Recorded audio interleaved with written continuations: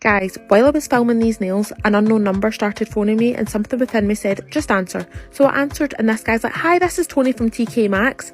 And I was like, TK Maxx? Why would TK Maxx be phoning me? Like, what? This must be a scam. Like, I'm going to bam you up for trying to scam me.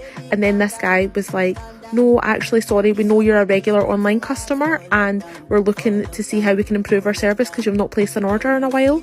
And I was like, oh, right, okay, sorry about that. I thought you were trying to scam me. So I gave him a suggestion and he said, that is an amazing suggestion. Like, that is so good. I'm going to send you a gift voucher. And I was like, okay. No, they've sent me a £50 gift voucher to spend online or in store. I'm so buzzing with that. This is how I found out my dad was following me on OnlyFans. Disclaimer, this is not my story time, it's sending me on Instagram. As soon as I read his long text message about why he signed up, I once again blocked him. 20 minutes later, there's a knock on my door. Yep, it's my fucking father. Started knocking on the door so hard my neighbors came out. Called 911 and they came within a minute. I live in an area where there aren't too many people, so my house is really easy to find. Saw my dad walk to the backyard and try to get in through the back. That's when a cop stopped him and asked him what he was doing. Then he told the cop that I had invited him over. Then the cop comes to my door and asked me if I had invited him. I told him I didn't. Then I told the cop about OnlyFans. My dad was so ashamed he actually denied it. But of course I had all the receipts. Showed the cop my phone and the cop told him that he needed to leave me alone. He left my house and I didn't have the heart to tell my mom. But later that night I see another person sign up to my OnlyFans. Turns out it was my dad again. This time he was offering me $3,000 for more pictures. And he confessed that he couldn't help but love me as a woman because I didn't grow up with him. Excuse me, sir? You raised me for half of my childhood. Wanted to get a restraining order but the judge says it's not that easy. So now I'm considering closing my OnlyFans. I don't think it's fair though. Finally, Chelsea is back. So many of you have been messaging me for an update and I'm sorry this took so long to upload, but she's back with 2 months worth of growth, absolutely no chips, just extremely long curved inward nails. To fix that, we decided to change her shape to almond, and because they grew out so nicely, I could make them more pointy, which is her preferred shape. Her nails needed some major work. I cleaned her crusties, and as many of you know, one of her middle fingers grows extremely crooked, so I had to fix that, and she let me this time. Oh, and by the way, we're doing a spring set today, telling you this because the rest of the video will be tea and unrelated to nails. The last time she came in, she told me her husband didn't like how long our appointments were because it takes time away from her being with the baby. During her appointment, she told me she put her foot down. She read all your comments and agreed that her nails are her me time and she's allowed to take time for herself to relax a bit. She's back to work now and she goes into the office every day but had to hire a babysitter because although her husband works from home, he can't watch the baby, which is understandable. He apparently got mad at her for wanting to go back to work. His assumption was that she'd be a stay-at-home mom, saying his salary is enough for both of them. But Chelsea said she's never depending on a man again. Story time. My best friend slept with my boyfriend on my birthday. So a little background information. I was 16 and a sophomore in high school. Well, I had this best friend who we are going to call Sarah. Her and I became super close over the summertime, but she was like on and off best friends with this other girl who we're gonna call Mackenzie. But I had this boyfriend who I was also really on and off with, and Sarah knew about all the problems within our relationship. Well, I guess I underestimated how close Sarah and Mackenzie were, because everything that I told Sarah, My wife is dead. The best Christmas gift I could have gotten. At the beginning of 2022, I caught my wife having an affair with one of her exes. Our marriage wasn't perfect. I was not the perfect husband, I will admit, but I did my best. I put effort into the entire 5 years we were together. I put my all into the relationship. Her, I could not say the same. I was forced to confront the reality of who she truly was shortly after I caught her. She illegally evicted me from our shared home, lied to the police to try and get me arrested, tried to get me fired from my job, and tried to turn all of my friends against me. Some of these succeeded while others did not. She made my life a living hell since the day I asked her for the divorce and has planted her heels into the ground over our separation to try and drain all of my finances and emotional strength from me. The only upside is that we have no kids for her to use as weapons, but I soon found out that her policy of strict birth control with me did not extend to her suitor as he got her pregnant 5 months ago. I thought maybe this would help speed along the divorce, but it only railed her in efforts to destroy me. On Christmas Eve, my wife and her suitor went to a party where both mad at me and told me to leave her alone because she didn't want to eat something a dirty slut made. I asked her what she meant by that, and she said I was gross for losing my virginity at such a young age and that she was grossed out even looking at me. She called me a disgusting whore and slammed the door and left. This honestly broke my heart since I had gone to therapy for so long and to try and cope with what happened. But as a result, my own daughter basically slut-shamed me for having my innocence taken away. I honestly just lost my appetite and just went to my room. I have been crying ever since, and my heart honestly just completely feels sad. I think my sister told her because I planned on telling her until she was older. I feel betrayed and hurt and don't know what to do. She knocked on my room door, but I didn't open it. I mean, how do I even approach this? Anonymous story time. The first and last time I did this girl's nails, she came in with two of her friends. One of her friends started touching my things and kind of snooping around. From the corner of my eye, I seen her touch her purse. She would turn around to look at her friends and say, "Oh my god, look at this color, it's so pretty." She then walked over to the coat rack where my purse was hanging.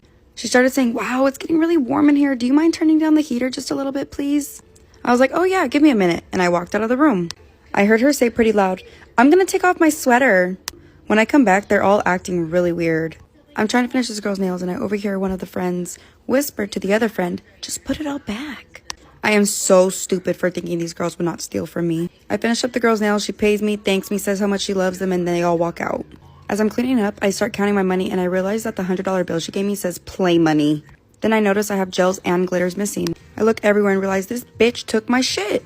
I check my purse and all my Am I the asshole for getting my boyfriend arrested? I'll just get straight into it. I'm a college student and this was my last semester until medical school. I've never been able to get a loan and I've worked for 5.5 years to get this degree because I have to pay out of pocket, so it takes way longer. I've worked 2, sometimes 3 jobs at a time and barely had a social life. For this upcoming semester, I reached my goal for tuition, so I quit one of my jobs so I could relax a bit. I was a server/bartender at 2 bars and had an office job, so I always have cash hidden in my apartment in my closet in a box. And before the semester starts, a week or 2 before, I deposit it so I can pay my tuition. My boyfriend sometimes stays over when I'm there and when I'm not. Since I've been saving for this semester, he's the only one who's been over and I've never told him about the box, but he knows I have to pay for school. Well, yesterday night I get home and put money in the box because I was planning on depositing it today and it's all gone. No, don't tell me your boyfriend took it.